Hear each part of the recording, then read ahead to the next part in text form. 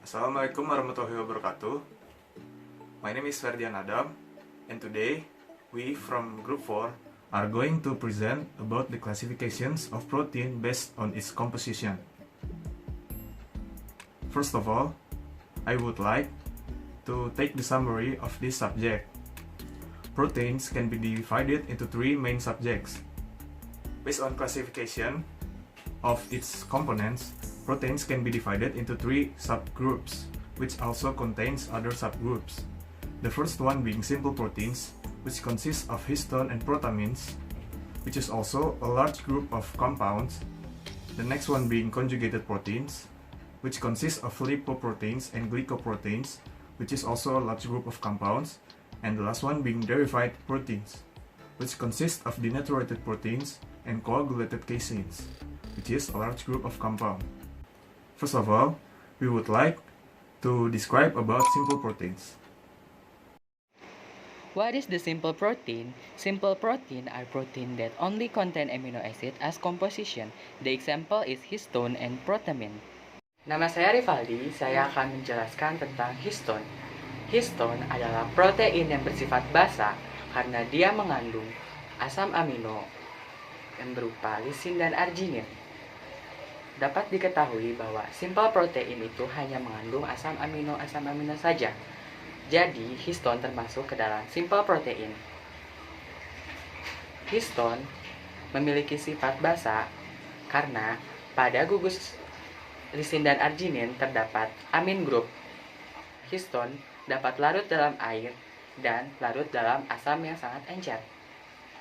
Histone terdapat pada inti sel di mana histone dengan DNA akan membentuk nukleosom. Setiap inti nukleosom terdiri dari 8 histone oktamer. Histone oktamer ini terdiri dari 4 subunit, yaitu H2A, H2B, H3, dan H4.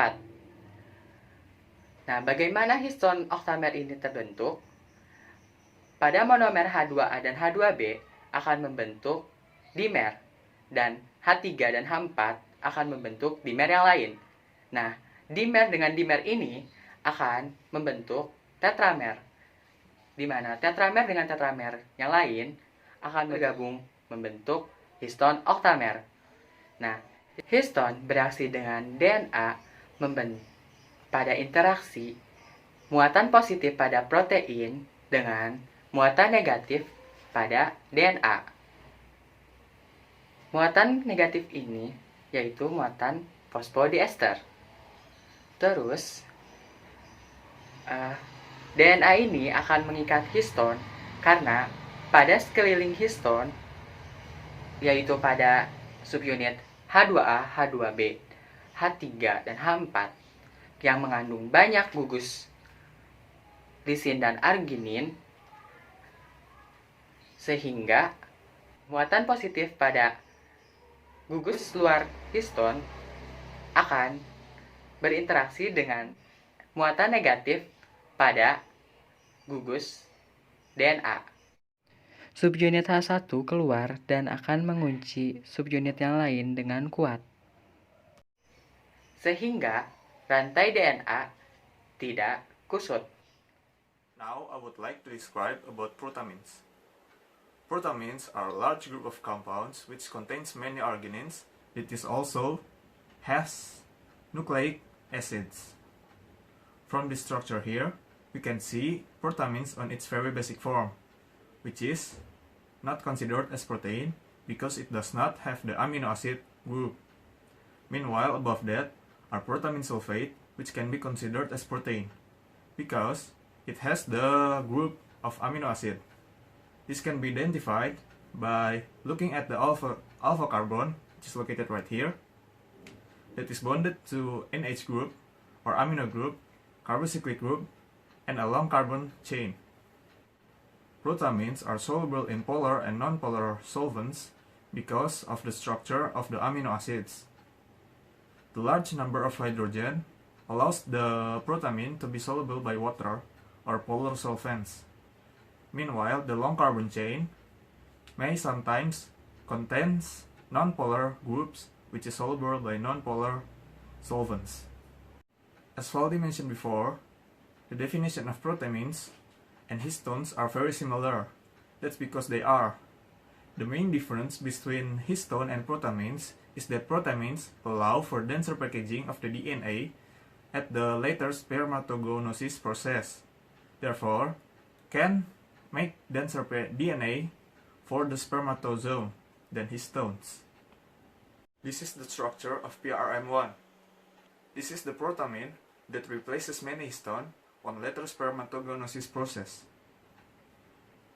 This protein consists of 49 to 50 arginines. Nama saya Salwa Zahira.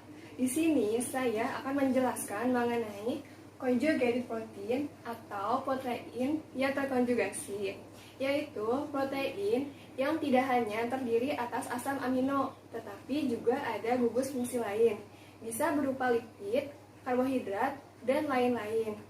Salah satu contohnya yaitu lipoprotein. Lipoprotein adalah protein yang di dalamnya juga terdapat lemak. Lipoprotein berbentuk bulat dan terdiri atas inti apolar, yaitu kolesterol yang teresterifikasi dan trigliserida yang dilapisi oleh molekul amfifatik seperti fosfolipid. Juga terdapat kolesterol bebas dan apoprotein yang membuatnya dapat larut dalam air. Lipoprotein biasa ditemukan dalam plasma darah. Dalam tubuh kita, lipoprotein berfungsi untuk membawa lipid, yaitu berupa fosfolipid, triacylglycerol, dan kolesterol dalam darah sebagai bagian dari lipoprotein. Nama saya Ikhlas Hadi Saputra dari kelas 12A. Pada kesempatan kali ini saya akan menjelaskan tentang glikoprotein. Apa sih glikoprotein itu? Glikoprotein adalah suatu jenis protein yang mengandung oligosakarida atau glikans yang secara kovalen melekat pada rantai samping asam amino, atau dengan sederhananya bisa kita katakan dengan glikoprotein adalah suatu protein yang tersusun dari asam amino dan karbohidrat yang berikatan secara kovalen. Nah, di sini ada dua contoh dari glikoprotein di dalam tubuh manusia. Yang pertama adalah hormon HCG dan EPO, dan yang kedua adalah imunoglobulin. Oke, selanjutnya saya akan menjelaskan fungsi dari masing-masing contoh glikoprotein. Yang pertama adalah hormon HCG. Hormon HCG berfungsi untuk menjaga sel telur yang telah dibuahi oleh sel sperma pada dinding rahim. Yang kedua, hormon EPO. Hormon EPO berfungsi untuk merangsang tubuh supaya memproduksi sel darah merah lebih banyak lagi, yang digunakan untuk pengobatan seseorang yang berpenyakit anemia. Yang ketiga adalah imunoglobulin. Imunoglobulin adalah salah satu antibodi yang dimiliki oleh tubuh manusia. Nama saya Putri, saya akan menjelaskan tentang deriv protein. Deriv protein adalah protein yang telah terdegradasi karena pengaruh panas, enzim, atau bahan kimia, dan dibagi menjadi dua, yaitu turunan primer dan sekunder tergantung perubahan derajat yang dialami. Contoh dari deriv protein adalah denaturasi protein dan koagulat kasein. Di sini saya akan menjelaskan tentang denaturasi protein. Denaturasi protein dapat diartikan suatu proses pemecahan ikatan hidrogen, interaksi hidrofobik, ikatan garam, dan terbukanya lipatan molekul protein tanpa terjadi pemecahan ikatan kovalen. Faktor-faktor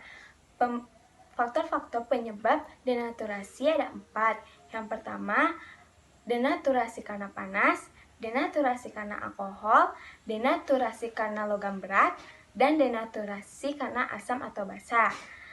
Contoh dari proses denaturasi adalah denaturasi protein pada susu, yaitu proses pasteurisasi. Yang kedua, denaturasi pada daging, yaitu daging jika dipanaskan dia akan menjadi empuk. Yang ketiga, denaturasi protein pada telur. Jika dipanaskan, telur akan memadat. Nama Sekian saya dari Jeng saya. Sopa Rahayu dan saya akan menjelaskan tentang coagulated casein. Coagulated casein itu merupakan bentuk denaturasi protein karena penambahan asam atau karena penambahan renate. Yang pertama itu karena penambahan asam. Kasein itu kan merupakan komponen protein utama dari susu. Susu ini itu merupakan neutral solution. Nah, kasein dalam neutral solution itu larut. Tapi saat kita menambahkan asam, pH-nya itu kan akan turun. Saat pH-nya itu mencapai 4,6, di mana pH 4,6 itu merupakan isoelectric point dari kasein, maka susu itu akan menjadi keruh dan akan terkoagulasi. Yang kedua itu karena penambahan renate. Renate itu merupakan sekumpulan enzim yang dihasilkan oleh lambung binatang menyusui. Renate ini itu biasanya digunakan untuk pembuatan keju. Saat kita tambahkan renate pada susu, maka enzim chymosin yang merupakan enzim aktif dalam renate ini itu akan memecah struktur protein sehingga proteinnya ini itu akan berubah sifat dari yang tadinya hidrofilik menjadi hidrofobik, sehingga akan terkoagulasi. Sekian dari kami, terima kasih. Wassalamualaikum warahmatullahi wabarakatuh.